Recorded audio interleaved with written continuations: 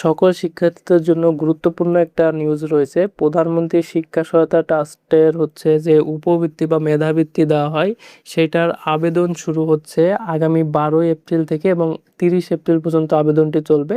এবং উচ্চ মাধ্যমিক একাদশ ও সমান পর্যায়ের ভর্তি সহায়তার আবেদন করতে পারবে।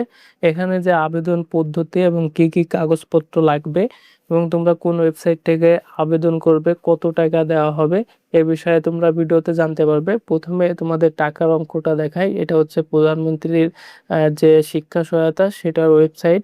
তো এখানে দেখো মাধ্যমিক পর্যায়ে 4,000 টাকা, উচ্চ মাধ্যমিক পর্যায়ে 6,000 এবং স্নাতক বা সমান পর্যায়ে 8,000 টাকা হারে হচ্ছে ভর্তি যে সহায়তা সেটা প্রদান করা হয়। এবং ভর্তি সহায়তার এখানে হচ্ছে তোমাদের লিস্ট দেওয়া রয়েছে। এখানে দেখো কতজন পেয়েছে আর কি, ছাত্র সংখ্যা, ছাত্রী সংখ্যা, সেটা এখানে দেওয়া রয়েছে।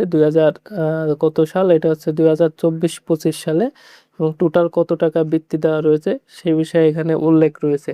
তো এখানে তোমাদের কি কি কাগজপত্র লাগবে, প্রথমে তো আবেদন কত তারিখ থেকে হবে সেটা বলে দিলাম। আবেদন হচ্ছে আগামী 12 এপ্রিল 2026 থেকে 30 এপ্রিল 2026 পর্যন্ত হচ্ছে চলবে। এখানে আবেদন করার ক্ষেত্রে তোমাদের যে যোগ্যতা সেটা হচ্ছে মেধাবী হিসেবে শিক্ষার্থীদের পূর্বে শ্রেণীতে শতকরা ন্যূনতম 60 নম্বর অথবা জিপিএ 5 এর ক্ষেত্রে 3.50 প্রাপ্তির কপি আপলোড করতে হবে। এছাড়াও তোমাদের যে কাগজপত্রগুলো লাগবে সেটা হচ্ছে শিক্ষার্থীর ছবি, শিক্ষার্থীর স্বাক্ষর, শিক্ষার্থীর জন্ম নিবন্ধনের সনদ, অভিভাবকের জাতীয় পরিচয়পত্র, শিক্ষা প্রতিষ্ঠানের সুপারিশ নির্ধারিত ফরমে। এটা তোমরা শিক্ষা প্রতিষ্ঠানে বললে তারা, শিক্ষা প্রতিষ্ঠানের যে প্রধান রয়েছে তিনি তোমাদেরকে দিবেন এইটা।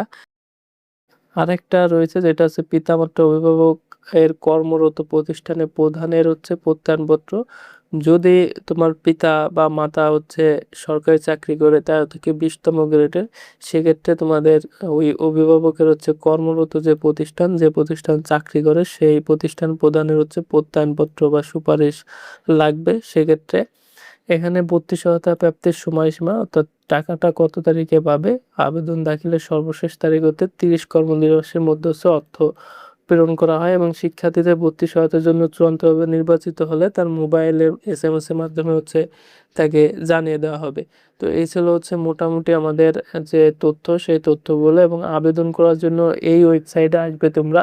আসার পর তোমরা হচ্ছে এখানে আবেদন করুনে ক্লিক করলে এখান থেকে তোমাদের যে রেজিস্ট্রেশন করে নিতে হবে, প্রথমে নিবন্ধনে ক্লিক করে রেজিস্ট্রেশন করে নিতে হবে।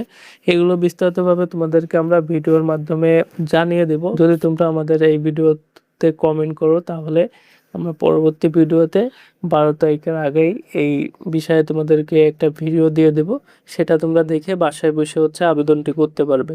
তো এই ছিল আমাদের কাছে সর্বশেষ আপডেট শিক্ষা সংক্রান্ত। তো ভিডিওটি ভালো লাগলে অবশ্যই একটা লাইক দেবে এবং পরবর্তী আপডেট তথ্য পাওয়ার জন্য চ্যানেলটি সাবস্ক্রাইব করে রাখবে।